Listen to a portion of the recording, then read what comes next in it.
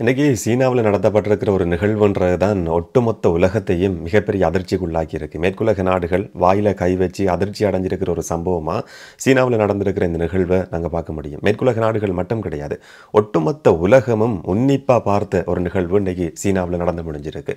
இன்னைக்கு நடத்தப்பட்டிருக்கிற அந்த நிகழ்வில் காட்சிப்படுத்தப்பட்டிருந்த ஆயுதங்கள் சம்பந்தமாகவும் அந்த நிகழ்வு சம்பந்தமாகவும் ஒரு சில மிக முக்கியமான விஷயங்களை இந்த வீடியோவில் பார்க்க போகிறோம். விளக்கமாக பார்க்கலாம். வணக்கம், நான் கிருஷாந்த் ராஜன். 2ஆம் உலகப் போர் காலகட்டத்தில் சீனாட்ட ஜப்பான் சரணடைஞ்சதை கொண்டாடுற மாதிரி 80வது ஆண்டு நிறைவை கொண்டாடுற மாதிரியான ஒரு மிக பிரம்மாண்டமான இராணுவ அணிவகுப்பு நிகழ்வை சீனா ஏற்பாடு செய்திருந்தது. சீன ஜனாதிபதி ஷி ஜின்பிங் தலைமையில் பெய்ஜிங்கில் இந்த நிகழ்வு நடத்தப்படுது. 10,000க்கும் அதிகமான இராணுவ உறுப்பினர்கள் மிக நேர்த்தியான விதத்தில் அணிவகுப்பு நடத்தப்பட்டிருந்தது. அங்கு அதிநவீனமான ஆயுதங்கள் எல்லாமே காட்சிப்படுத்தப்பட்டிருந்தது. இந்த நிகழ்வினுடைய ஒரு சிறப்பம்சம் என்னென்னு சொன்னால், 3 மிக முக்கியமான தலைவர்கள், அதுவும் மேற்குலக நாடுகளுக்கு எதிரான சொல்லி மேற்குலக நாடுகளினுடைய பார்வையில் எதிரானவர்களா பார்க்கப்படுற, இல்லாட்டி அமெரிக்கா தலைமையிலான ஒரு உலகம் இனி இருக்கக்கூடாது, அமெரிக்கா தலைமை தாங்காத ஒரு புதிய உலகத்தை நாங்கள் உருவாக்குவோம் என்ற மாதிரி சபதம் எடுத்திருக்கிற 3 தலைவர்கள் கலந்து கொண்டிருக்கிற ஒரே தடவையில் 3 பேரும் பொது வழியில தோன்றியிருக்கிற வரலாற்றில் நடந்திருக்கிற முதலாவது சம்பவமாக இதை நாங்கள் பார்க்க முடியும். வரலாற்றில் இந்த மாதிரியான ஒரு சந்திப்புன்றது 3 தலைவர்களுக்கும் இடையில் இதுவரைக்கும் நடந்தது கிடையாது. பொது வழியில் 3 பேரும் தோன்றியிருக்கிறதுன்றது மேற்குலக நாடுகள் மத்தியிலையும் மேற்குலக ஊடகங்கள் மத்தியிலையும் பரபரப்பான ஒரு விஷயமாக பார்க்கப்படுது. இது ஏற்கனவே திட்டமிட்ட நிகழ்வாக இருந்தாலும் கூட அந்த நிகழ்வில் நடத்தப்பட்டிருக்கிற அந்த விதத்தை பார்க்குற நேரத்தில் மேற்குலக நாடுகளுக்கு ஒரு அதிர்ச்சியை கொடுத்திருக்கிற சம்பவமாக இதை நாங்கள் சொல்ல முடியும். அமெரிக்க ஜனாதிபதி டொனால்ட் ட்ரம்ப் கூட ஒரு வருத்தத்தை தெரிவிக்கிற மாதிரி, கவலையை சொல்ற மாதிரியான ஒரு பதிவை போட்டிருக்கிறாரு. நீங்க ஒரு கொண்டாட்டத்தில் ஈடுபட்டு கொண்டிருக்கிறீங்க, அமெரிக்காவுக்கு எதிரான சதியில இந்த 3 நாட்டு தலைவர்களும் ஈடுபட்டிருக்கிறாங்க, உங்களுக்கு வாழ்த்துக்கள். ஆனா சீனாவுக்காக அமெரிக்கா முன் வந்திருக்கு. வரலாற்று காலங்களில் அந்த மாதிரியான சம்பவங்கள் பதிவாகி இருக்கு. அமெரிக்கர்கள் சீனாவுக்காக ரத்தம் சிந்தி இருக்கிறாங்க. இதுக்கெல்லாம் நன்றி உணர்வோட ஷி ஜின்பிங் செயற்படணும் என்ற மாதிரியும் ஒரு பதிவை அமெரிக்க ஜனாதிபதி டொனால்ட் ட்ரம்ப் போட்டிருக்கிறாரு. ரஷ்ய ஜனாதிபதி விளாடிமிர் புட்டினும் கிம் ஜோங் உன் வடகொரிய ஜனாதிபதியும் ஷி ஜின்பிங்கும் இந்த மாதிரியான ஒரு நிகழ்வில் கலந்து கொண்டிருக்கிறதுன்றது ஏன் இந்த அளவுக்கு அதிகமாக பேசப்படுதுன்னு சொன்னால், அமெரிக்காவுக்கு எதிரான சக்தி என்றதையும் தாண்டி இன்னைக்கு அதிநவீனமான ஆயுதங்கள் இங்கு காட்சிப்படுத்தப்பட்டிருந்தது. இன்னைக்கு யுக்ரைனோட நடந்து கொண்டிருக்கிற போர்ல இந்த ஆயுதங்களை ரஷ்யா பயன்படுத்த முடியும். அமெரிக்க ஆயுதங்களுக்கு எதிராக இதை ரஷ்யா பயன்படுத்தலாம். இன்னும் ஒரு பக்கம் இந்த நிகழ்வுக்கு ஒன்றிணைவா இன்னும் ஒரு நிகழ்வு நடத்தப்பட்டிருந்தது. ரஷ்ய ஜனாதிபதியும் வடகொரிய ஜனாதிபதியும் சந்திச்சு கொண்ட நிகழ்வு. நீங்க தான் என்னுடைய நல்ல நண்பன், என்ன நடந்தாலும் உங்களோட நான் இருப்பேன் என்ற மாதிரி ஒரு வாக்குறுதியை திரும்பவும் வடகொரிய ஜனாதிபதி கிம் ஜோங் உன் ரஷ்ய ஜனாதிபதி விளாடிமிர் புட்டினுக்கு கொடுத்திருக்கிறார். இந்த பிரம்மாண்டமான நிகழ்வு நடத்தி முடிக்கப்பட்டதுக்கு பிறகு மேற்குலக நாடுகள் அவ்வளவு மகிழ்ச்சி அடைகிற மாதிரி இல்லை. ஒரு பக்கம் மேற்குலக நாடுகளுக்கும் சோகத்தை ஏற்படுத்துற மாதிரியான நிகழ்வா இதை நாங்கள் பார்க்க முடியும். இன்னும் ஒரு பக்கம் இந்தியாவுக்கு கூட இது ஒரு மகிழ்ச்சியான செய்தியா இருக்க போறது கிடையாது. அண்மை நாட்களை பொறுத்த வரைக்கும், இல்லாட்டி கடந்த ஒரு சில கிழமைகள், ஒரு சில மாதங்களை பொறுத்த வரைக்கும் இந்தியா ஒரு மகிழ்ச்சியோட இருந்த காலகட்டம் சொல்ல முடியும். அமெரிக்கா இல்லாட்டி மேற்குலக நாடுகள் இது எல்லாத்தையுமே இந்தியா எதிர்த்து நிற்குது. இனி நாங்கள் அவங்களை நம்ப வேண்டிய அவசியம் கிடையாது, ஒரு புதிய சக்தியோட நாங்கள் கூட்டிணைஞ்சிருக்கிறோம் சொல்லி இந்தியர்கள் கொண்டாடி கொண்டிருந்த ஒரு காலகட்டத்தில், அப்படியான ஒரு பின்புலத்தில் இன்னைக்கு நடந்திருக்கிற சம்பவம்ன்றது இந்தியாவுக்கும் ஒரு அதிர்ச்சியை ஏற்படுத்தி இருக்கு. அதுக்கான மிக முக்கியமான காரணம் என்று சொன்னா, இந்த மாதிரியான மிக பலமான தலைவர்கள் கலந்து கொண்ட நிகழ்வுல பாகிஸ்தானுக்கு கொடுக்கப்பட்டிருக்கிற முக்கியத்துவம் ஒன்றது. சில நாட்களுக்கு முதல்ல தான் இந்திய பிரதமர் நரேந்திர மோடி சீனாவுக்கு பயணம் செய்திருந்தார். சீனாவோட நெருக்கமா செயற்படுறார். வடகொரியா, ரஷ்யா இந்த மாதிரியான புதிய சக்திகளோட, இல்லாட்டி அமெரிக்காவுக்கு எதிரான சக்திகளோட இந்தியா சேர்ந்து செயற்படுறதுக்கு ஆரம்பிச்சிருக்கு. இனி நாங்க மேற்குலக நாடுகளையோ இல்லாட்டி அமெரிக்காவையோ நம்ப வேண்டிய அவசியம் கிடையாது என்ற மாதிரியான ஒரு கொண்டாட்ட மனநிலையில இருந்த இந்தியர்களை பொறுத்த வரைக்கும், இல்லாட்டி இந்திய அரசாங்கத்தை பொறுத்த வரைக்கும், இன்றைக்கு பாகிஸ்தான் பிரதமருக்கு கொடுக்கப்பட்டிருக்கிற முக்கியத்துவம் என்றது, பாகிஸ்தான் பிரதமருக்கும் ரஷ்ய ஜனாதிபதி விளாடிமிர் புட்டினுக்கும் இடையில நடந்திருக்கிற சந்திப்பு.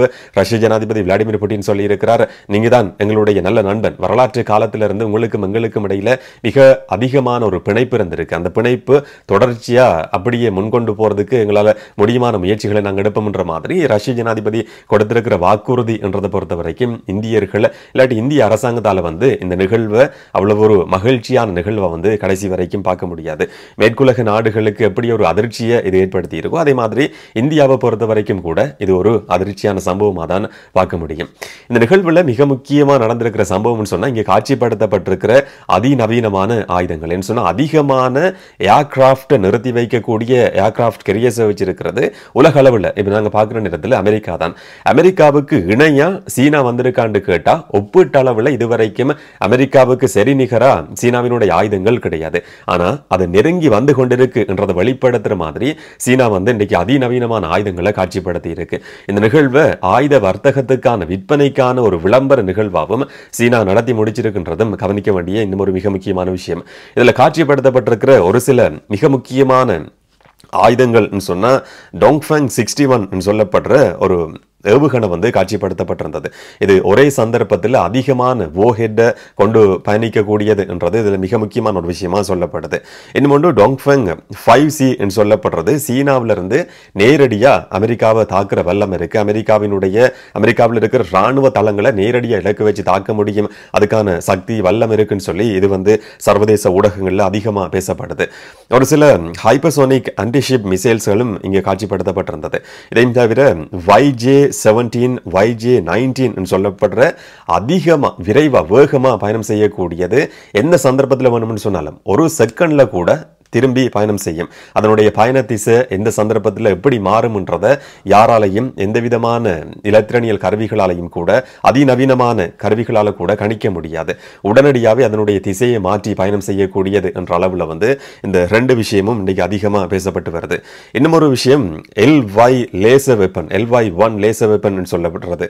சில இலத்திரனியல் உபகரணங்களாக இருக்கலாம், இல்லாட்டி ஆயுதங்களாக இருக்கலாம். அந்த சந்தர்ப்பத்தில் லேசர் தாக்குதல் நடத்தப்பட்டு அந்த ஆயுதங்களை கூட பொசுக்கக்கூடியது விமானிகளை வந்து அவங்களுடைய பார்வையை வந்து மங்க செய்யும். இல்லாட்டி குருடர்களாக்கும். பார்வைன்னு சொன்னால் நேரடியாக பார்வை கிடையாது, ஒரு போர் விமானமாக இருக்க முடியும், இல்லாட்டி சாதாரணமான விமானமாக இருக்க முடியும். அதில் பயணம் செய்கிற சந்தர்ப்பத்தில் அந்த பயண திசையை கூட மாற்றக்கூடிய வல்லமை இந்த லேசர் வெப்பனுக்கு இருக்குன்னு சொல்லி அந்த வெப்பனும் கூட இன்றைக்கு காட்சிப்படுத்தப்பட்டிருந்தது. J-20 J-35 சொல்லப்படுற போர் விமானங்களும் இன்றைக்கு காட்சிப்படுத்தப்பட்டிருந்தது. அதாவது 5th ஜெனரேஷன் 5வது தலைமுறை வெப்பனை வந்து சீனா உருவாக்கி இருக்கு. எந்த அளவுக்கு அமெரிக்காவுக்கு சரி நிகராக இந்த மாதிரியான ஆயுத தயாரிப்புல வந்து சீனாவும் நெருங்கி வந்து கொண்டிருக்குன்றதை வெளிப்படுத்துற மாதிரி இந்த ஆயுதங்கள் எல்லாமே இன்றைக்கு பார்க்கப்படுது. ரோபோட்டிக் ஓநாய்கள் சொல்லப்படுற கருவிகளையும் சீனா வந்து தயாரிச்சிருக்கு. அதை முதல் தடவையா இந்த நிகழ்வுல வந்து இந்த அணிவகுப்புல சீனா வெளிப்படுத்தி இருக்கு. இது ஆயுத விற்பனைக்கான ஒரு விஷயம், இல்லாட்டி மேற்குலக நாடுகளுக்கு விடுக்கப்பட்டிருக்கிற மறைமுகமான ஒரு அச்சுறுத்தல், ஒரு மறைமுகமான செய்தின்னு சொல்லி கூட இன்றைக்கு சர்வதேச ஊடகங்கள்ல வந்து பார்க்கப்படுது.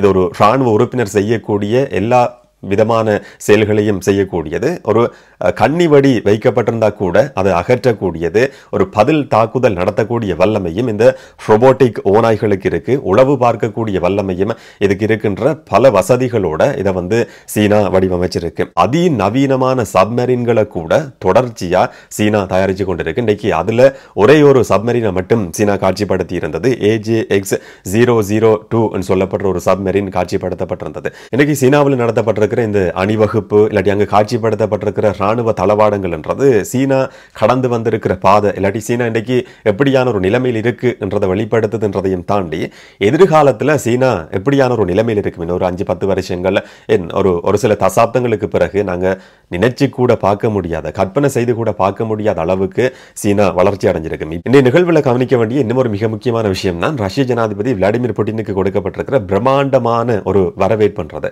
சீனாவும் ரஷ்யாவும் நட்பு நாடுகள், ஒரு பிரம்மாண்டமான வரவேற்பு கொடுக்கப்படும். இதில் ஆச்சரியப்படுறதுக்கு எதுவுமே கிடையாது. ஆனால் சில நாட்களுக்கு முதல்ல அமெரிக்க ஜனாதிபதி டொனால்ட் ட்ரம்பை சந்திக்கிறதுக்காக ரஷ்ய ஜனாதிபதி புட்டின் பயணம் செய்திருந்தார். அப்ப ட்ரம்ப் வந்து இப்படி கைதட்டி ஒரு செங்கம்பள வரவேற்பு புட்டினுக்கு கொடுத்திருந்தார். இன்றைக்கு ஒரு சில கிழமைகள் கடந்ததுக்கு பிறகு சீனா வந்து அதே மாதிரியான ஒரு வரவேற்பை கொடுக்குது. அமெரிக்காவிலையும் ஒரு செங்கம்பள வரவேற்பு புட்டினுக்கு கொடுக்கப்படுது. சீனாவிலையும் அமெரிக்காவுக்கு எதிரான சக்தியா பார்க்கப்படுற சீனாவில் நடந்திருக்கிற நிகழ்விலையும் மிக பிரம்மாண்டமான ஒரு வரவேற்புன்றது புட்டினுக்கு கொடுக்கப்பட்டிருக்கு.